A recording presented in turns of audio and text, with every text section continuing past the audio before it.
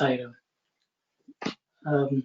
Just to recap what we discussed last week, was that Swami is talking about the ultimate goal of meditation, the benefits which we receive, in very nice terms, how we feel one with him, there is peace in our minds and so on. The supreme state which meditation will grant us is nothing short of being one with God. That's where we left off. I think I will pause there and I will ask sisters to read on so that we can continue. Reaching the goal through meditation. Through meditation, it is possible to bring into memory the paradise that is one's empire, discarding the transitory creations of the mind as a dream and a delusion. By engaging oneself systematically and calmly in meditation, meditation can be made effective and tranquil. Thus, the road toward the highest experience is laid. A new understanding dawns, clear and unruffled. When the heights of meditation are reached, this understanding becomes so strong that one's lower nature is destroyed and burned to ashes. Then only you remain. The entire creation is a delusion of your mind. One alone is truth, Satya, the Lord, being awareness bliss, Sachidananda, the highest Atma. The one is the self, Sivoham. The truth, Satya, is so subtle and so soothing. Once it is reached, there is no meditation and no meditator. All merge into one. That is the fixed, illuminated experience. Exulting within that one is pure knowledge. The wise one, Jnani, will be aware only of Atmic bliss, Atma Anubhava. This is the goal, the fruit of immortality. Attaining this transcendent experience, the yogi finishes meditation and moves among people resplendent with divinity. In the yogi, the Vedas find fulfillment. The yogi is transformed into a pure being. Only meditation has the capacity to make one transcend the vicissitudes of time and space and make one ever the same equanimous individual, as if one is another creator himself. Thank you, Sister Dushi. So, just as I sort of said in a few words, Swami is going into very great detail of the experience of Atman as oneself and what it does to oneself, because once we are immersed in that experience, as Swami says, when we move around in this world too, that joy is carried and spread around us. That's the real goal of meditation, which Swami is charting it out for us. I will stop there and I will ask participants to share your thoughts, please, Saira.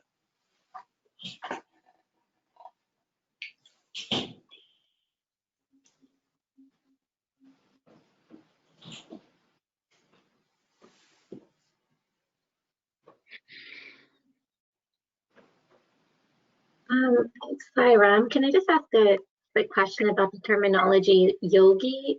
So yogi, does that refer to, I guess, like a ascetic or a monk that's chosen the path of yoga, I guess the Raja yoga path? Okay, good question, Sister Kalyani, but I will open it up for others to comment on this question, please. What do we understand by the term yogi where Swami is used here? Jairam, here, of course, yogi refers to Raja Yoga, the follower of Raja Yoga, but Baba has, no, generally there's Karma Yogi. So the Bhagavad Gita talks about Karma Yogi. So Yogi is a person who unites himself with God. So in this context, Baba is talking about the person who ascends through meditation to the yogihood. That's what I would like to say. Thank you. Thank you very much, brother. Anyone else would like to share your thoughts, please? So when the person's self-realization through the meditation is called yogi, maybe this is my understanding. Thank you. Sairam. Anyone else would like to share your thoughts, please?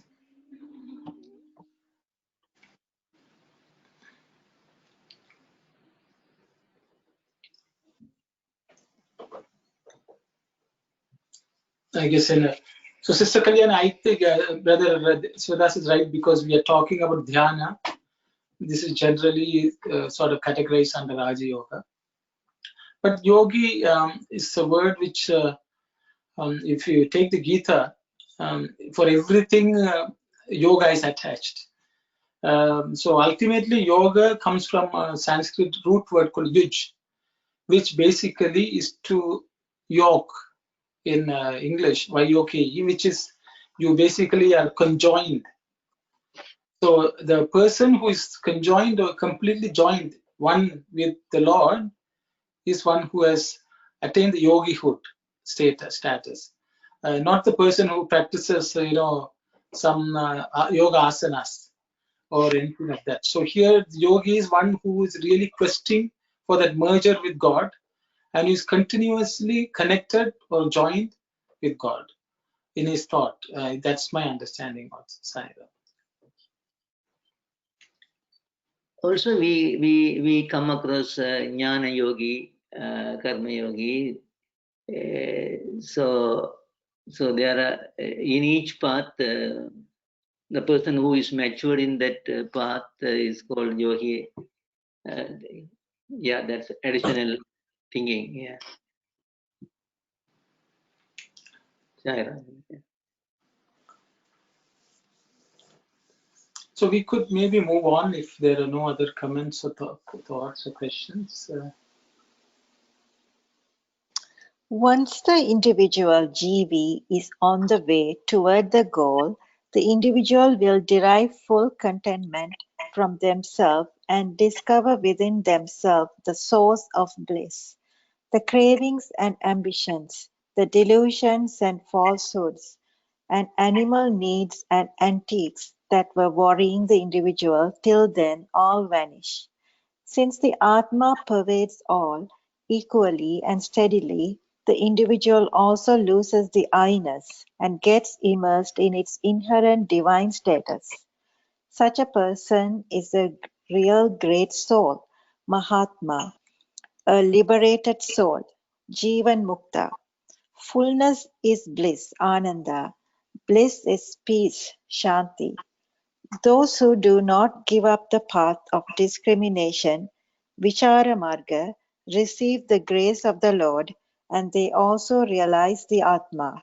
They will always be seeking the eternal truth that lies behind the dream-like illusions of this world. Control the senses, Jnanendriyas, which run helter-skelter. Then the origins of the disease will be destroyed. Let the mind keep a watch over its gymnastics. Dam up the mad flood of thoughts and plans and schemes. Then there will be no room for worries and anxieties in the mind. To diminish the wandering of your thoughts, repeat the name of the Lord.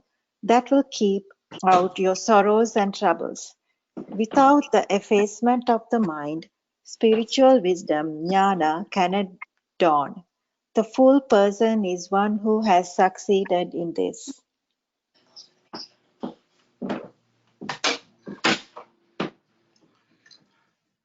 So Swami is going on to clarify a few things.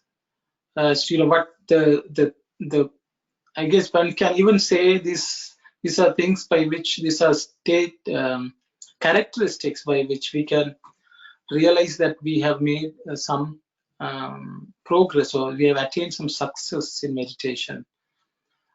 Swami is saying, we will not be affected by any ambitions, cravings, desires, or this world ultimately. And he says we will lose the I-ness also. We will not, and Swami calls the person Mahatma Jivan Mukta and so on.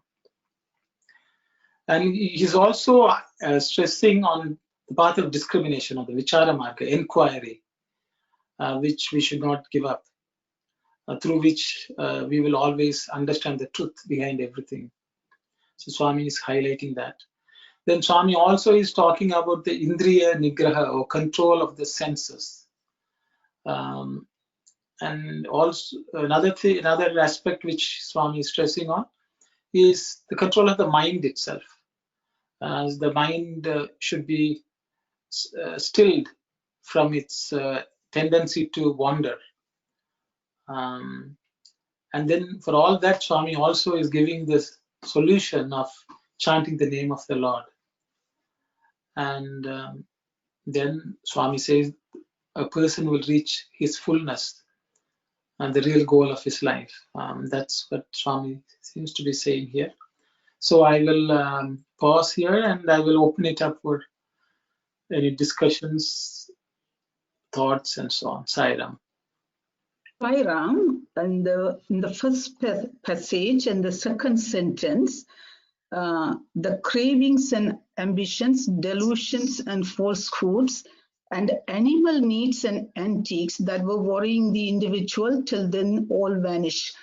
What Swami really referred to by animal needs and antiques, where the Swami referred to that eating, mating, and those things, those are very common to all creatures. That's what Swami is referring to here by saying that animal needs and antiques, or is it something else?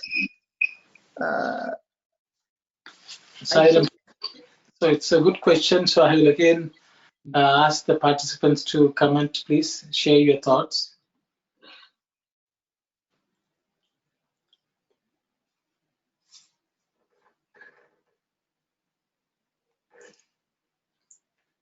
Sai Ram, but animal needs and antiques, actually the hunger and sleep, these are common to animals as well, no? Animals and human. So Baba is saying that all animal and anything everything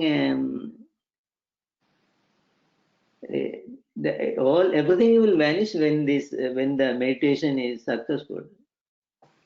I don't know what is specifically Sister is asking us. She's asking the animal needs and antiques.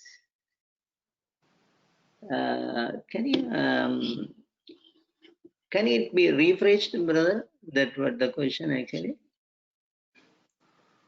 So sister's question is it when Swami says animal needs, is Swami talking about sleep, hunger, fear, and the need for mating? Okay, so those are generally considered the needs of an animal. So is Swami referring to that, or is Swami referring to something else? Is her question. Yeah, I agree with her. Yeah, personally, yeah.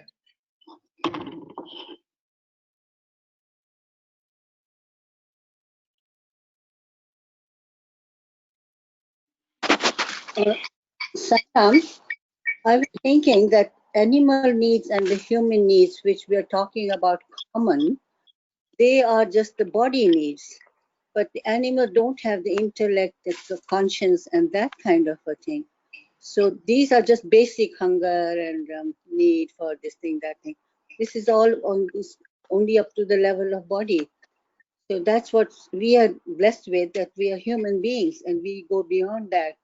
And that's where we have to do bhakti and yoga and all that. This is nothing compared to animals. I don't know. That's my thought. Thank you very much. Anyone else would like to share your thoughts, please?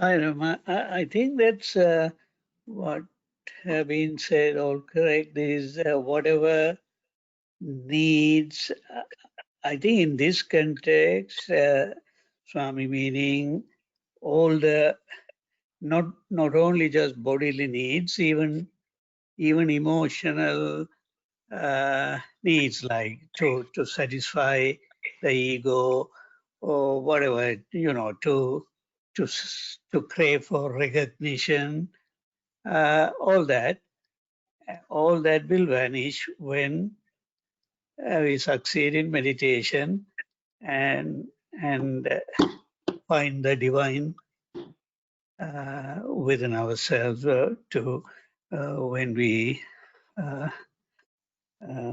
identify or recognize with the divine within. All these will vanish. Not just bodily needs, even the emotional needs, like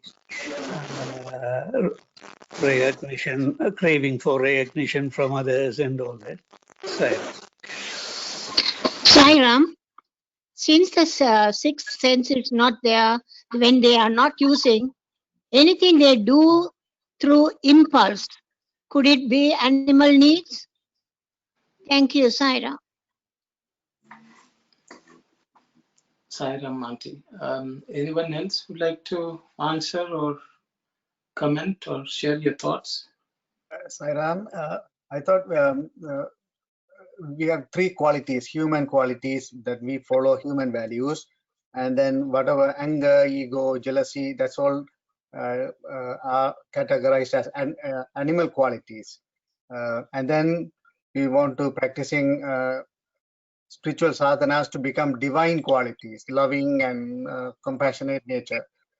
So there are three, and then humans mostly, instead of thinking of godly qualities, we think of dogly quality, animal qualities. So I thought this is the way to differentiate the qualities. Thank you, Sarah. Thank you, brother. Thank you.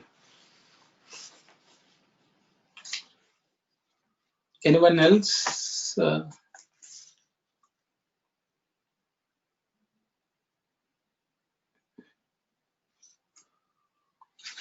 I guess I think Sister Ananti, because Swami seems to have covered anything which a human being is busy with in this world.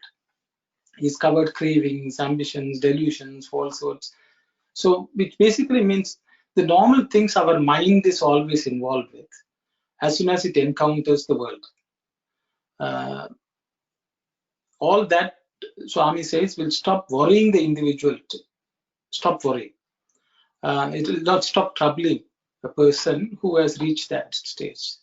So we can say anything which we are normally busy with, our mind is busy with, which can cause this or that. I think it's all covered under all these adjectives which Swami has used, which normally takes us away from God.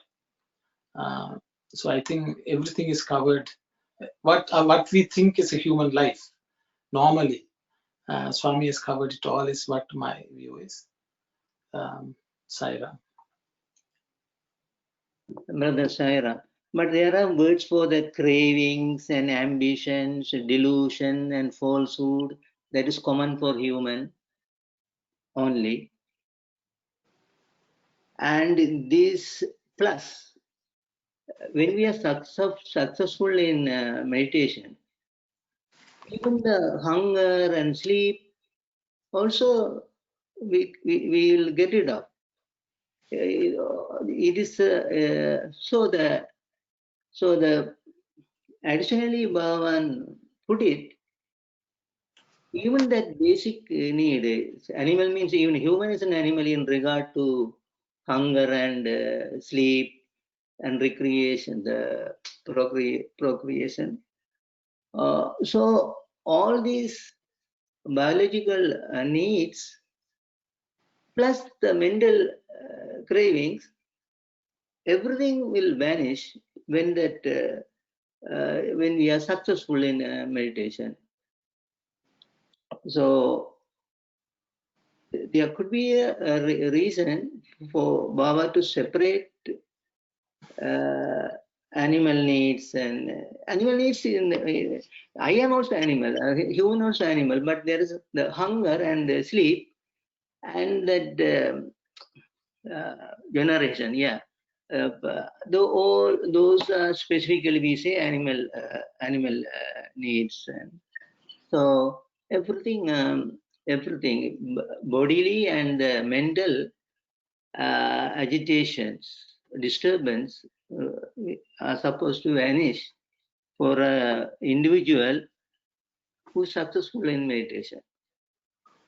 I want to echo this. Sairam. I think Mani Aunty is there, but I will just read out the Telugu version. Swami says,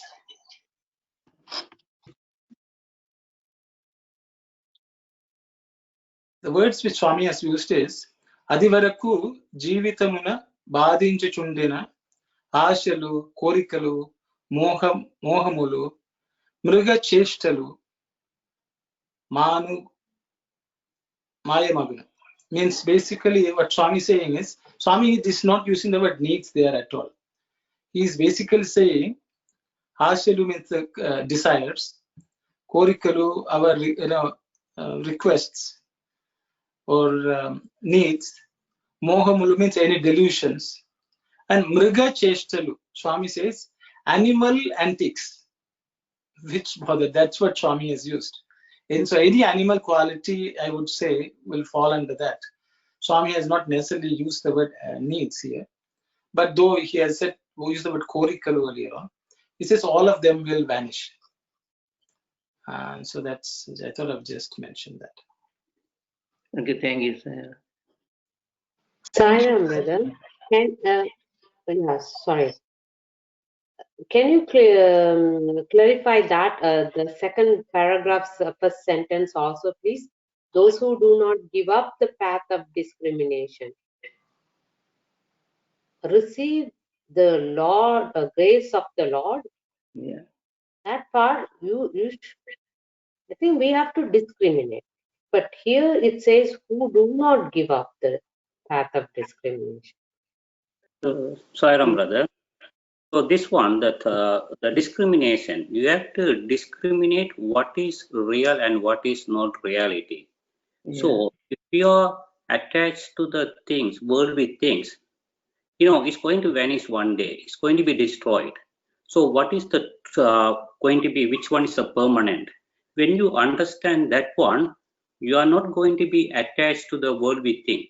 Everything is going to be, and if you want to control the mind, the desire is the one main role on that one, attached to too many things and anger and all kind of things. So if you understand what is the real, what is not going to be destroyed, what is permanent, then you can train the mind. Thank you, Sairam. Sairam. So I will again read Telugu and try to understand. Swami says, Chakkani vichara margamunu vadalani varu daivanugrahamunu daivatmanu ponduchundaru. So people who do not give up the Vichara Margam, Swami says, which is basically the same thing. Who, as Brother Dasan said, what is permanent, what is not permanent. That kind of an inquiry is the path of inquiry. If whoever does not leave that path of inquiry, they will receive God's grace and God's Godhood itself. Devatma. So both will be attainable. That's why they have said, grace the Lord, grace of the Lord, and also realize the Atma. So you become one with the Atman also, only by following the path of inquiry. So at every point, I think Swami wants us to inquire. What is this? Is it real? Is it really worth, wasting my time? What should I be using my time for? What should I? That way we will discard Thank you. things which are.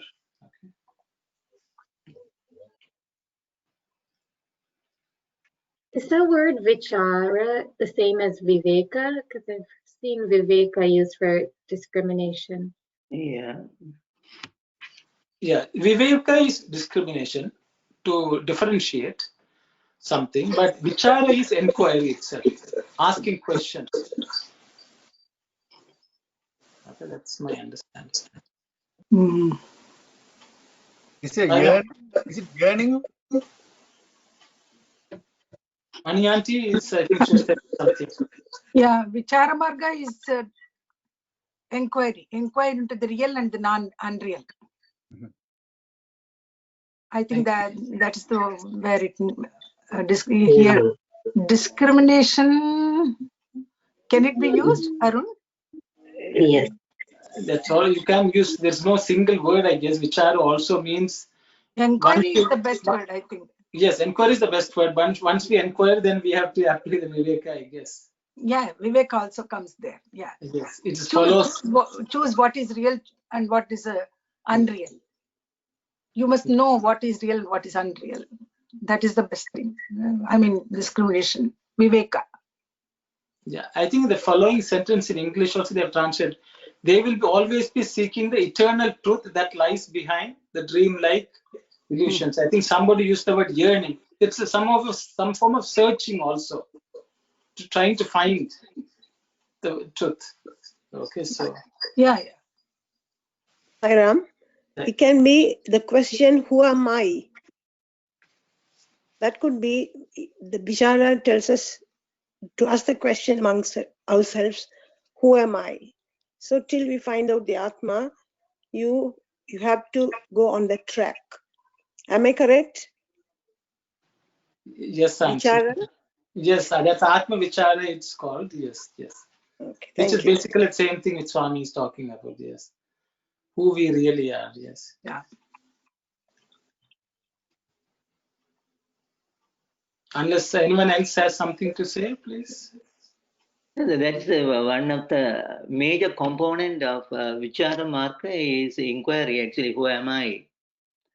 Plus, Vichara Marga includes everything, not only what is permanent, what is impermanent, but even in the thing that we are giving prioritize, what is important for us, what is beneficial for us, what is harmful.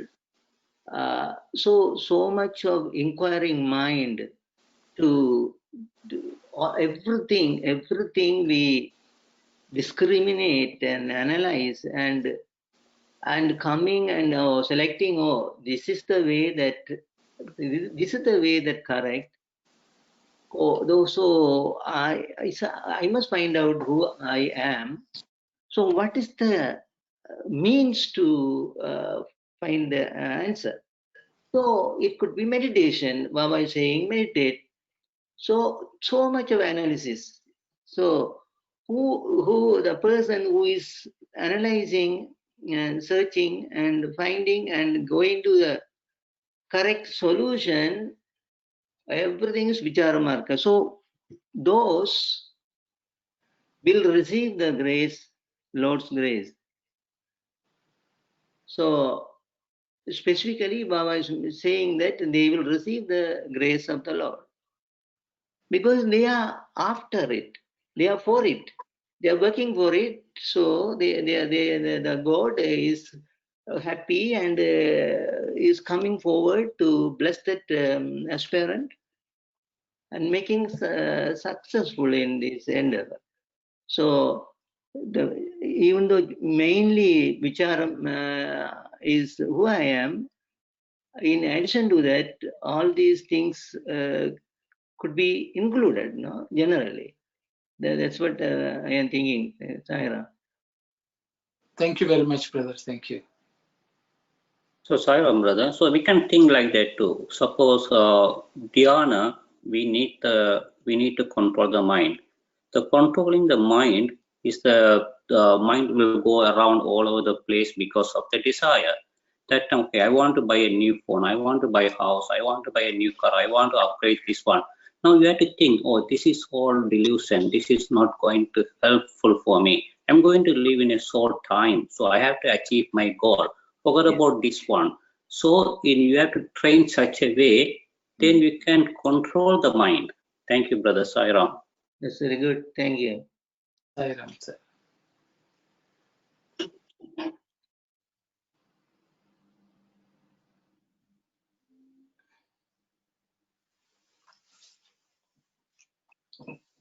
I think it's one of the questions, which may stem from everyone's mind is, so if we are not to think about all this, what about how do we live? This is not something useful, then are we all supposed to just close the door and, don't go anywhere, don't do anything, do we sit? I think it's a question which it maybe is rising in everyone's. This is not practical. So I think we all should discuss, is it practical? How can we make it practical? Where do we draw the line? I think that is a very practical question. And I think we all should explore that. Otherwise, we'll think, oh, this is, it becomes an academic exercise. Okay, this is the ideal state. But then we will say that is not practically possible, it's not feasible. Just during a study cycle, we'll discuss, and that's the end of it. And I don't think it should be like that. So we all should know. So I think I will open it up for everyone to sort of discuss how and what we can do. How do we, with this state of mind, can we live? When we are living our life, how do we manage it? I think these are some things which we can discuss. Actually, I welcome that your suggestion. So Sairam, in my opinion is, then when if you know how to discriminate, you will put a line. Okay, this is my line. So if I go through that above this line, my mind, I cannot control my mind. So you are living that whatever you are living, you enjoy everything, but make sure the purpose of the life. Then you control the mind. Don't attach to the worldly pleasure and worldly things. And whatever you have, just moderately you enjoy everything. And the purpose is the important. Thank you, Sairam, brother. Thank you very much, brother. Thank you. Hi, Ram. Yes. Hi, Ram. Safu auntie. You can, some of the duties you can perform, even though you know that it's not real, but you can be in a detached attitude. Your mind, you have to keep your mind in a detached attitude so that it will not bring you karma. Okay, thank you, auntie. There is a middle path which we can always follow. Don't go to the extremes. If we follow the middle path, we are living in this world. Some practical things are to be considered for our everyday life. So we cannot take up to the extreme saying that I will live like a sannyasi in this world. It cannot be possible. So always try to actually svichara marga again. Inquire into the way how we can make our lives useful and then be of use to others also. So that is the middle path which we should understand. And let us do our duty and follow the Nishkama Karma Marga. That's the best. Saira. Thank you very much, auntie. Thank you. Actually, Mani Andy's suggestion is I welcome it very, because Bhagavad Gita chiefly emphasizes do your duty without expecting the fruits thereof. Fulfill your duty. Every minutest detail must be paid attention, and you complete your duty as a householder, because we are all householders. So there are duties enshrined in the Shastras, what the duties of the householder. So the householder, if the householder can fulfill his or her entire duty perfectly without attaching fruit thereof, then he is same as yogi, karma yogi. So even in the Gita, the meditation is emphasized for the purification of the mind and so on and so on. So being ideal for each of us is following karma yogi path, because as Sister Maniandi said that we are not sannyasins. So only the Sauvandi said that detached, work detached in the detached manner. So keep the mind on the Lord, doing the duty, and for the purification of the mind, let us follow this sadhana and make us happy, and with that attitude serve the brethren. So that is also a very, very important part. Everybody is stressing on that. Worthy of serving the society. First, get qualified to serve the society and serve. So that way we find it an amicable thing. Thank you, Sairam. This is my opinion, and the others can share their own opinions.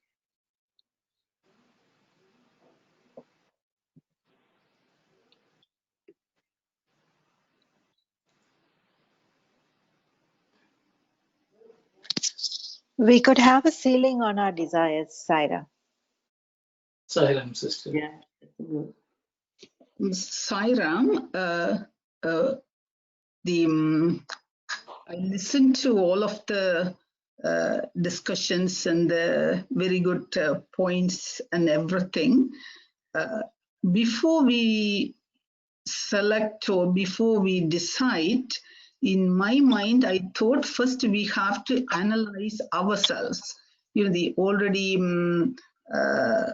one of the aunties, they have already indicated that the vichara marka, the who I am, and the first analyze yourself. So it kind of self-assessment is needed first, mandatory. At what stage of the life cycle you are in. Maybe if you are in the end of the life cycle or the middle of the life cycle, your ambition or your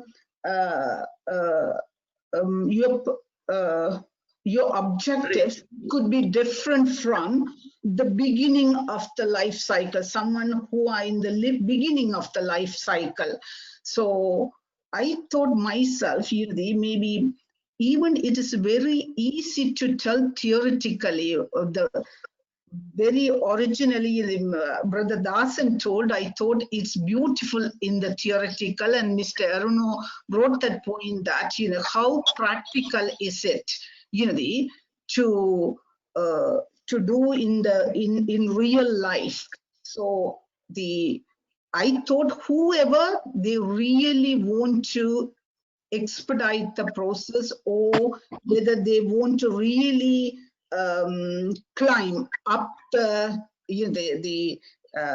spiritual ladder, they have to do a little bit of maybe they have to take little bit of aggressive part, if all of us, this Mani Auntie brought a good point, we shouldn't go to the extreme, we should be in the moderate, maybe someone, they really want to expedite the process, or whether if they want to experience it, there's nothing wrong if they want to spend a little bit more time, more the exercises or personal sadhanas to reach that goal. In my personal humble opinion, there is nothing wrong in that. Even if we go to little bit of extreme level, if you are in that stage and if you are willing to put some time, there's nothing wrong in that. And that is my humble opinion on this one. Thank you, Saira.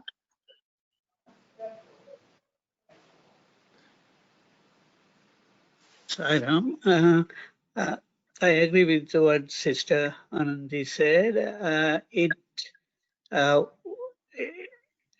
I think that's why all these 4 different margas are there. So, however we, whatever we study or however we talk, the innate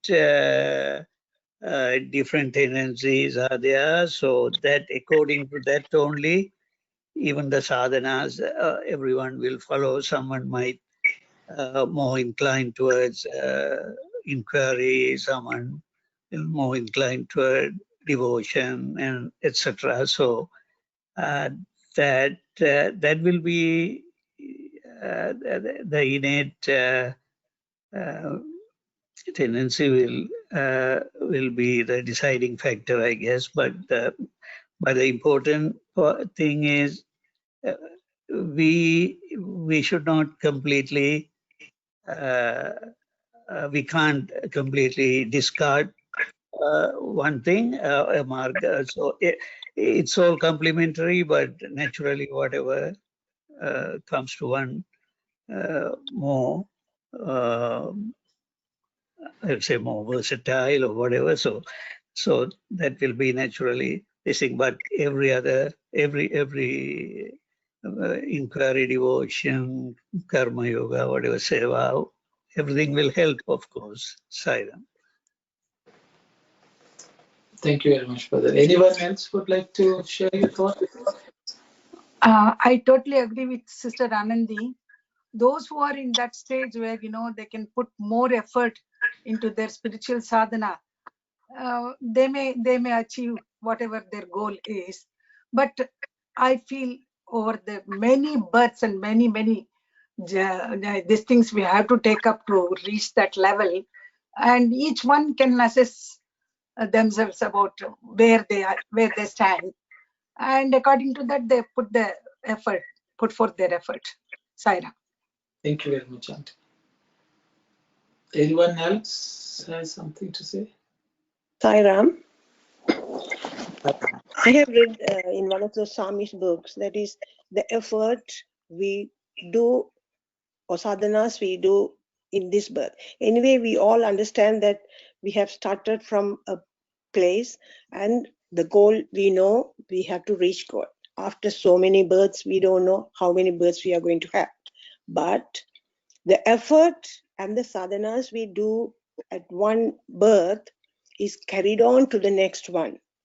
So the amount of sadhanas and the effort made is not going to be wasted. So that, having that in mind, whatever possible by us, we have to make use of this body to do that, because pretty well sure that this is going to be the continuation in our next birth. So whatever possible by us, we have to do. And that is my point. Thank you, Saira. Thank you very much, Auntie. Anyone else has something to say? So, Sairam, brother, so according to Sister Anandi and the Mani Auntie, whatever they said is exactly correct. First, you have to analyze yourself, where you are. Because for Dhyana, the mind is the important. So get the knowledge. So for example, anchor and attachment, they play main role for the controlling the anchor, for the mind. So if you have anchor, build up the love, good service, forgiveness, help ever hurt never. For the attachment, discriminate. So if you wanted to do the discrimination, so if you do the namasparana, automatically you can feel that one. And this is my understanding. Thank you, brother. Sairam, brother, I will go with the ceiling on desires and be content. That's make your mind to calm to do this meditation. Thank you, Sairam. Sairam. Hi, just a question. So, like you can attain self-realization being a householder, is that correct? Like you don't have to be a sannyasi or a renunciant to attain self-realization? Okay, thanks. No, is that correct? No, I'm just wondering, like, can you attain it in any stage, or do you like say this is if you're a householder, this stage, will you have to be born again and become like a renunciant and then you can get enlightenment?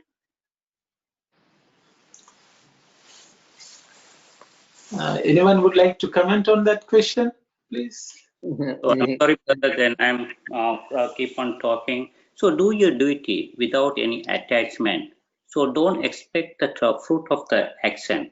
So it's a build up the, whatever the mind, controlling the mind, that is an important thing. So you don't need to become a sannyasi or you don't need to go anywhere. Do your work and without any attachment. Thank you, Sairam. Thank you very much, brother. Yeah, but yeah, Tasan is answering that one. Yeah, very good. There are the 4 parts, devotional, karma, work, worship, work, psychic control, which is Raja Yoga, and knowledge. That is mainly the inquiry part. But in all these 4 parts, if we achieve that the top climax, then we are one with God. So, but in one point that I recently came to know through the study circle, Baba's book, is that the meditation is enshrined in each of these paths. Whether you Bhakta Marga or Karma Marga or Raja Yoga Marga or Jnana Yoga Marga, the meditation, that is that is you find out who you are, and the Guru is saying that you are Atman. Okay, so let us believe it. Then meditate on Atma. That is everywhere.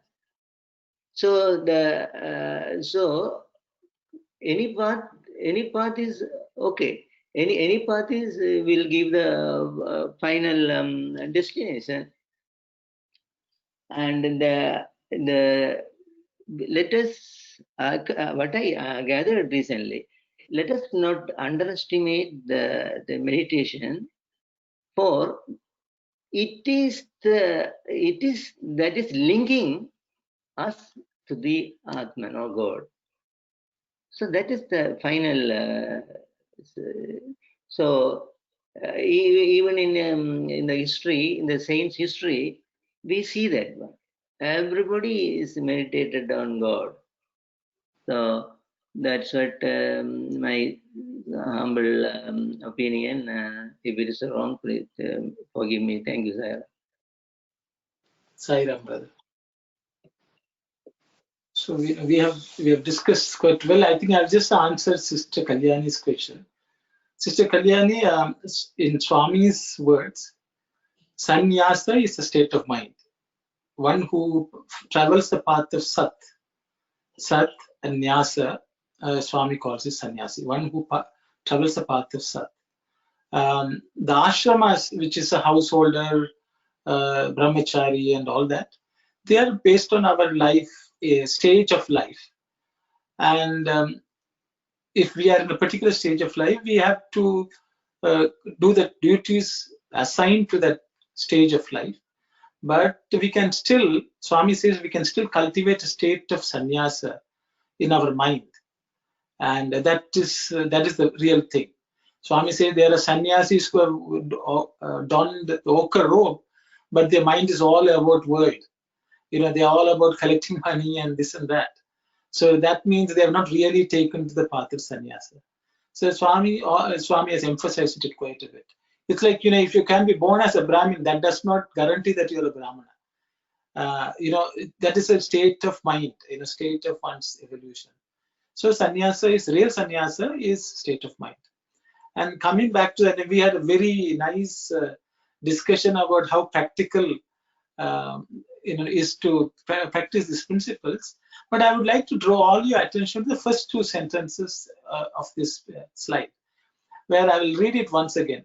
Once the individual is on the way towards the goal, the individual will derive full contentment from themselves and discover within themselves the source of bliss. Then what happens is their cravings, ambitions, delusions, falsehoods, and animal needs and antics that were worrying the individual till then will all vanish. So the first sentence sort of holds the key to the whole thing. What Swami says is, through this path of meditation, we will reach a stage where we will derive contentment and bliss only from within. Our contentment will not depend on external things. See, when the whole problem in life is, we think only if we have something in this world, if we achieve something in this world, only then we will be happy. But Swami says, a person who has meditated, Swami says, once the individual is on the way towards the goal, once you have started making progress, you will find you are contented whether you have something or not, whether you succeed or not. But that does not mean that you are not active in this world. You are still active in the world. You are continuing to do all the things, but your happiness, your contentment, your joy is not dependent on any worldly success, achievement, or set. So that is actually, as many of you have said, we have to analyze. See, once we know that we are dependent on the things, then we know we have not progressed. We need to take to meditation more strongly. So Swami says, once you attain that, naturally all this will fall away.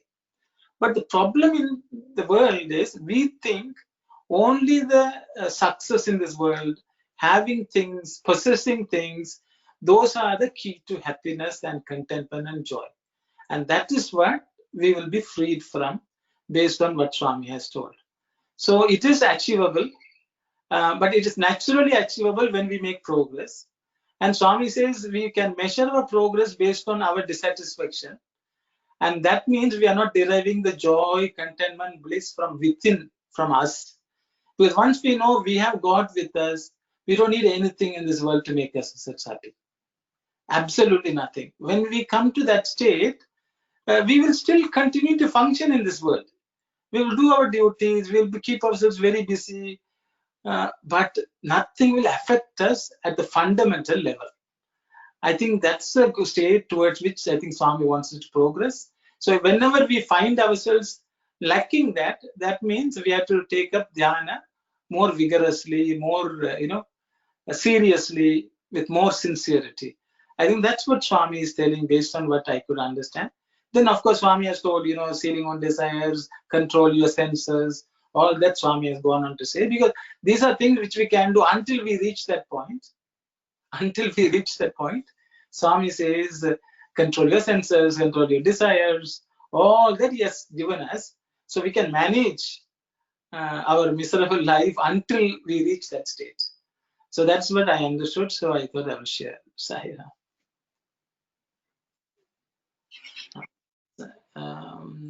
So we could move on to the next slide, if it's okay, Sahira. Can I just ask a question on that? Sometimes can our sadhana itself be a source of attachment? Like if you meditate every day and then one day for some reason you can't, and then now your whole day is ruined, or you don't feel happy because of that? there are some attachments which are good. I think that's my view.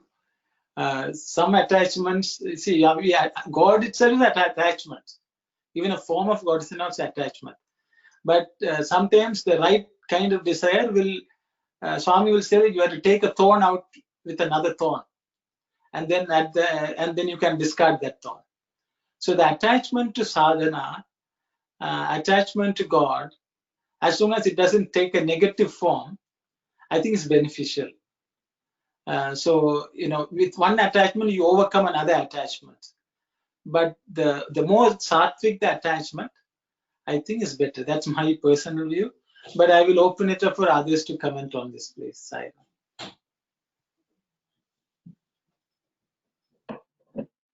Sairam, is Kalyani can clarify that question again, please? No, I'm just wondering if it's is it bad if you start to develop like a strong attachment toward your own sadhana, like if you have a practice of meditating every morning and then one day your child needs you or something happens and you can't do that meditation and then you feel bad the whole day, or you feel like your day is ruined, or like is that a bad thing? Oh, okay, thank you. So it's a simple. Sairam, Kalyani, I think that is it shows the progress on your spiritual path, because you have the dissatisfaction you are not able to do, you want to do and you are not able to do. That itself is a progress, I feel, on the spiritual path. Thank you, Sai. I think it is a sattvic attachment. It is truly you are progressing on your spiritual path. That shows. If we don't do puja on one day, I mean, every day we do it in the morning or in the evening, and if we miss one day, we feel, oh, we couldn't do that today. The whole day becomes very, you keep on worrying about it. I think it's a sattvic sadhana, a sattvic attachment. One day you will be able to get rid of even that attachment as we progress on the spiritual path. Sairam. So Sairam, so that's what Swami says, always do the dhyana and everything that time between morning 4 to 8, evening 4 to 8. So less before getting to the worldly thing, this is very calm situation, but it's easy to say it, but it's very difficult. People wake up 3 o'clock or 4 o'clock. It's very tough. But if you want to achieve something, you have to follow the rules and regulations, then you can achieve the goal. Thank you. Thank you very much for that. Sairam, Brother Arun and Sivadas, can I have a few minutes to clarify a doubt from the last week's discussion? Can I? Yes, sir. Yes. Okay. One of our brothers expressed a doubt that how can we say that we are God before we reach such a state? In one of the books, Swami has said, believe in your divinity and continue to say this prayer or meditate upon it. In another place, Swami has said, as you think, so you become. The prayer is, I am God, I am God, I am God. I am not different from God. I am not different from God. I am not different from God. I am the indivisible, supreme, absolute. I am Sat Chit Ananda. Grief and anxiety can never affect me. I am ever content. Fear can never enter me. Amen. This is the prayer. I have been saying this prayer every day for so many years. I understand that this prayer has the Atma in mind. Identification of ourselves with the body and the mind has no place there.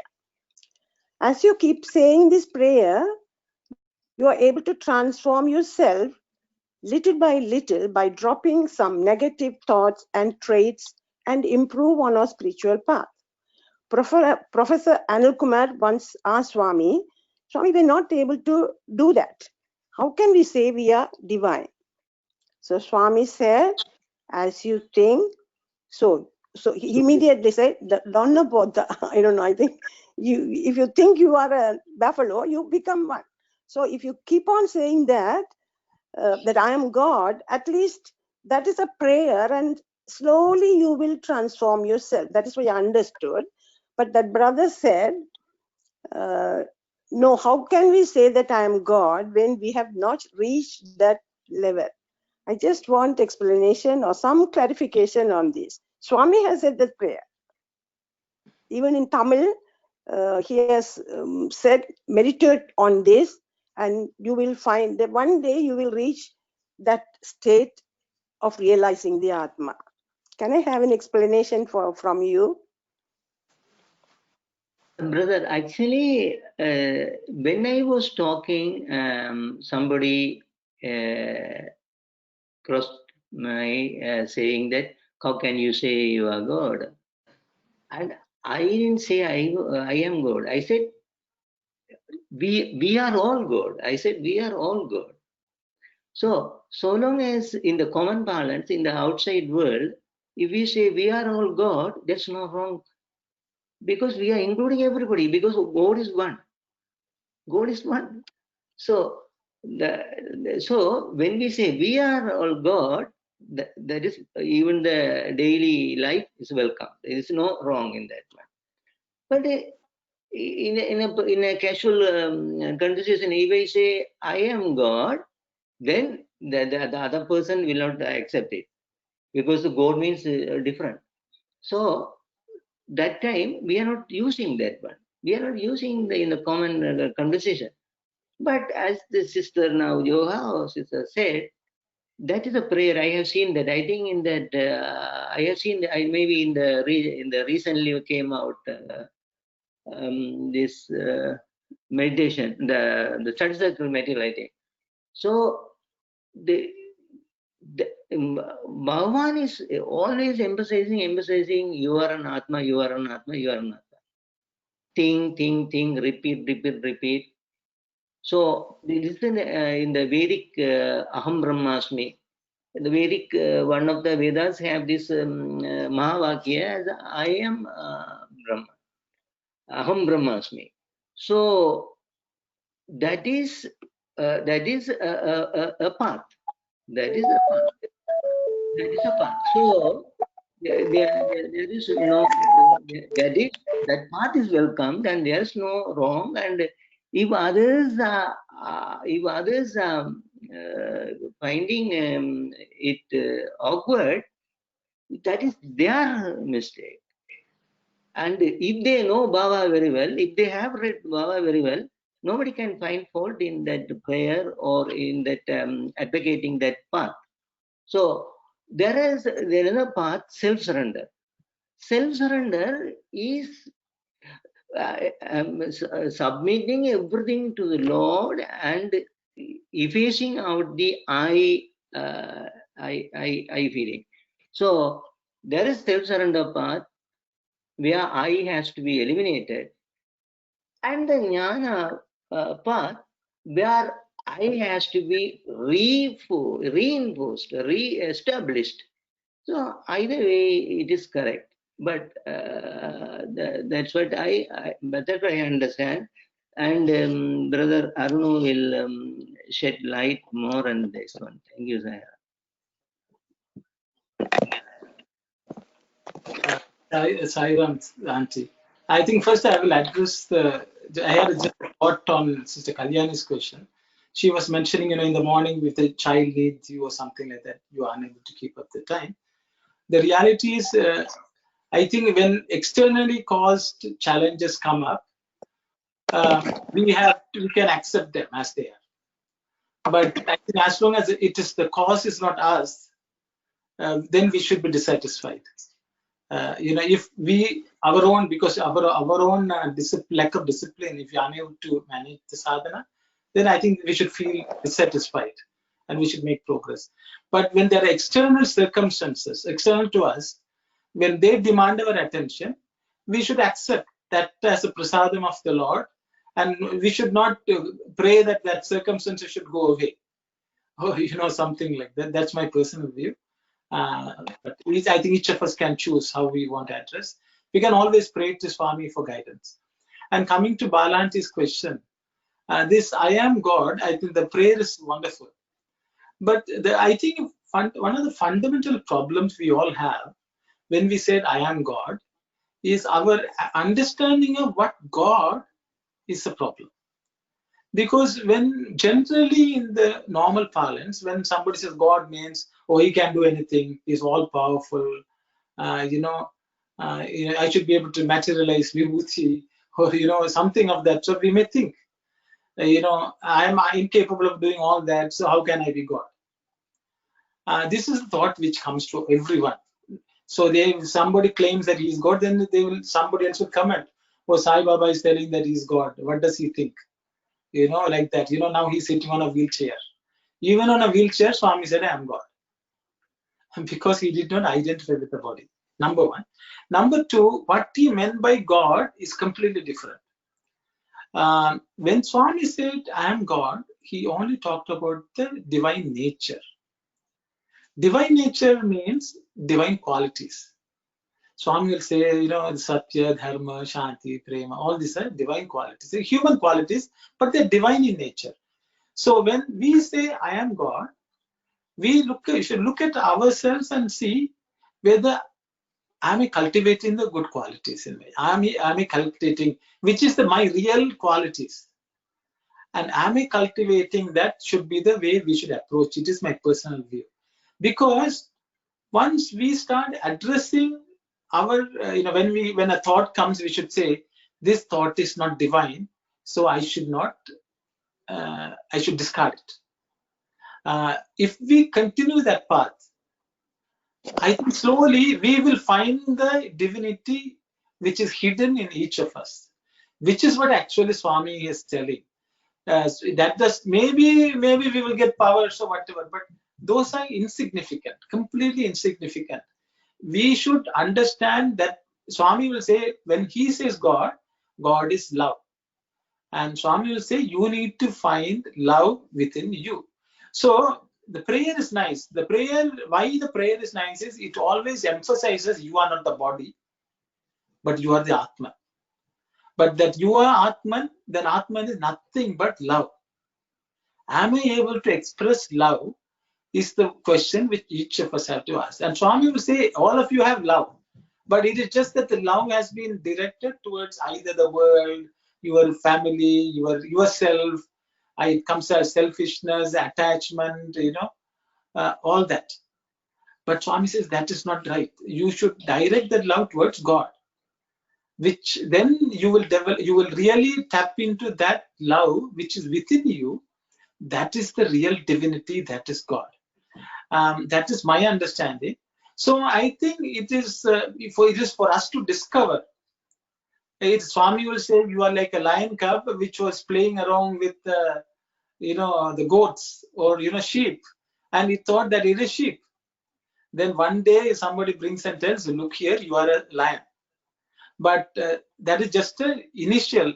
But then he will say, I don't know how to hunt. Then they will say, look at me and hunt. You also do.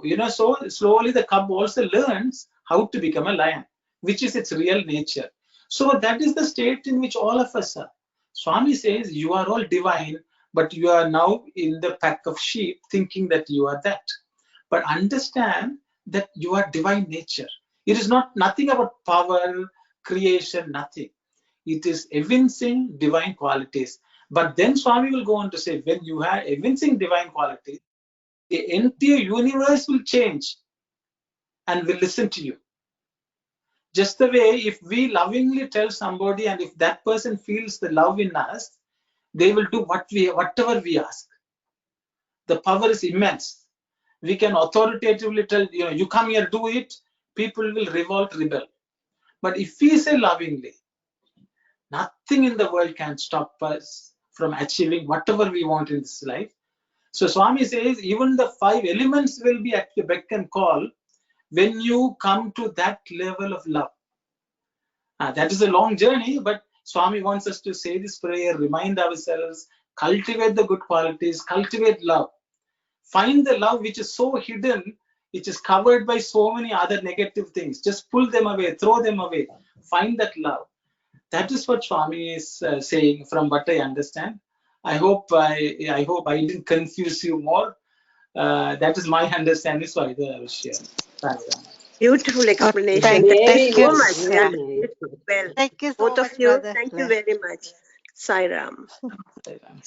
Yes, Sairam brother. Yeah, it's a very good explanation. I never heard, like, even though we all know, like Swami says, I am God, you're also God, but never heard such a good explanation. Now you said God is love, so that's the main thing. So there is a question on the chat. I was wondering whether you can answer. We have discussed, but if you can summarize, that would be great. So someone named Josie Chotan is asking, when you sit quietly in the morning or evening doing your Gayatri mantra or prayer, but so many thoughts going through your mind and even bringing Swami's picture, thought are still bothering. What one should do to stay more focused? Sairam sister, I think the challenge is, I think all of us are struggling with the same challenge, I guess. At least I would say myself. I don't know what others do. I will just share what I try to do. I just try not to pay too much attention. Because the mind is like a truant child, you know. It wants your attention, so it will run here, there, and scream, throw tantrums and this and that. Slowly, if we don't pay attention to the child will keep quiet.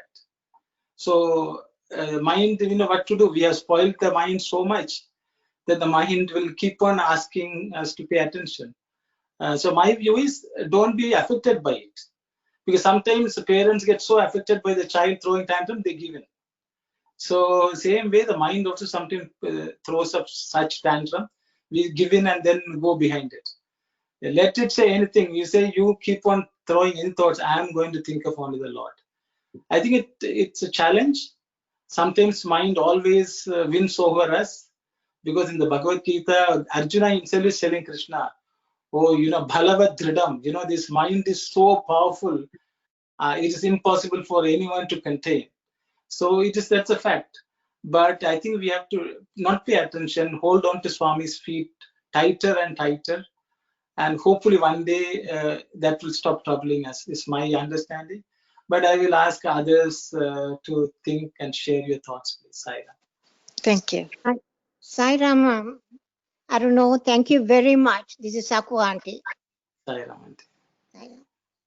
So, Sairam brother, so in my understanding, let the mind goes around, but you just continue your meditation, whatever the namasvarnam you are doing. So one day it will calm down. So it's like when you want to break, what was the Baba saying, when you hit 20 times on a stone, 21st time is going to break. So whatever the 20 times you hit the stone is not wasted. So let the mind goes around. So just for an example, if you want to train the horse, if you're bringing the horse from the jungle, you have to train slowly. You have to run with that one. Wherever it goes, then we can slowly you can bring it down. Same way our status too. Thank you, Sairam. Thank you, brother. Thank you. Anyone else would like to share any thoughts, please? Yeah, thank you. But we have to, everybody, yes, you admitted. So the thought can come, but thought can come for a while. Suppose 20 minutes we are meditating, say, and 5 minutes or 7 minutes, other thoughts came. Okay, we brushed it away, or with the God's grace, and other portion is useful. So, and also that should be our learning, why that thought is coming, the particular thought or particular type of thought is coming. Then, this is what the reason is. We can analyze it. So if we stop it, then that type of thought cannot come. And also, we have to know that that by changing our, you know what I'm going to say, by changing our habits, food habits, recreation activities, listening, speaking, talking, everything we have to stop it. Actually, the unwanted mental activities has to be stopped. And in spite of that, the thoughts may come due to our food taken through mouth, because it could be impure, cooked by the person who cooked it, or the unclean vessels, or the stuff itself is wrongly made. So it could be various other reasons. So everything can be overcome when we have God's grace. So we have to rely totally on God to bless us in this sadhana. So when we are very strongly, actually the love has to be there in that meditation, no? So with a name, because if there's no name, the mind will definitely go away. So with name, and also we have to, Baba has said in this Dhyana Vahini, I think Baba is saying that the thankfulness, the feeling of thankfulness to the Lord must be there in the background. Baba saying that one. So such an environment will ultimately bring a success in that.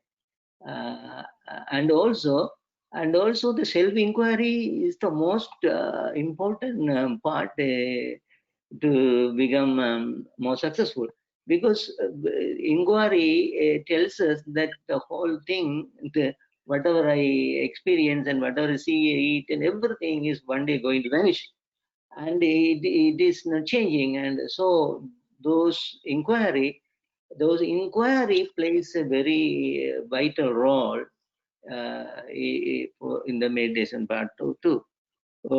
That's what I could observe here. Thank you, Sahiram.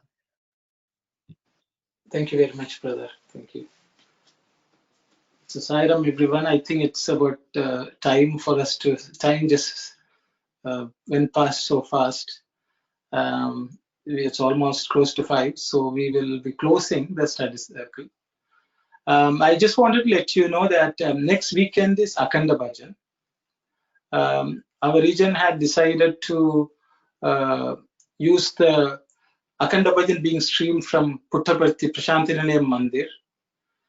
The Akhanda Bhajans, which will be streamed from Prashantinanayam, will run from 7:30 in the morning on Saturday, our time, to 7:30 morning on Sunday, our time.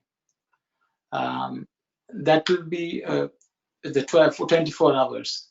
The bhajans will be streamed from Puttaparthi as far as our Toronto time is concerned. There may be other bhajans being streamed after that. But because the 24-hour period which we thought is the Prashanti bhajans will be ending at morning, 7:30, we could still continue the study circle next Sunday, that is this study circle, on the 15th. I don't know what everyone feels, because there are not too many people. Whoever is keen here, if we would like to have the study circle, we could still have. I would just like to ask if you would like to take a break, then that's okay with me as well. But suggestion is to have. But I would like to hear from you all. I'll just a raise of hands, or whatever you all feel. Based on that, we will make a decision. No break. Okay.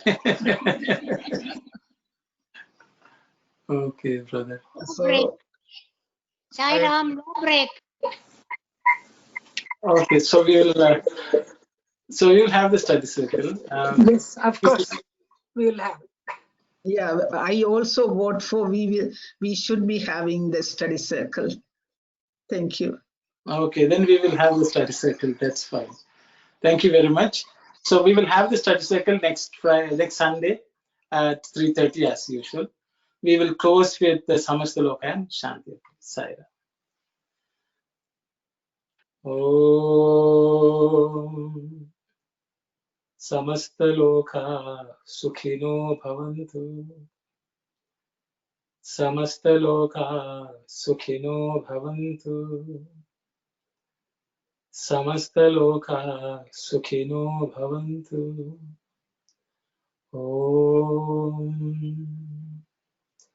Shanti, Shanti, Shanti. Sairam, everyone. Thank you, Ram, everybody. Sairam, thank you. Thank you, Sairam.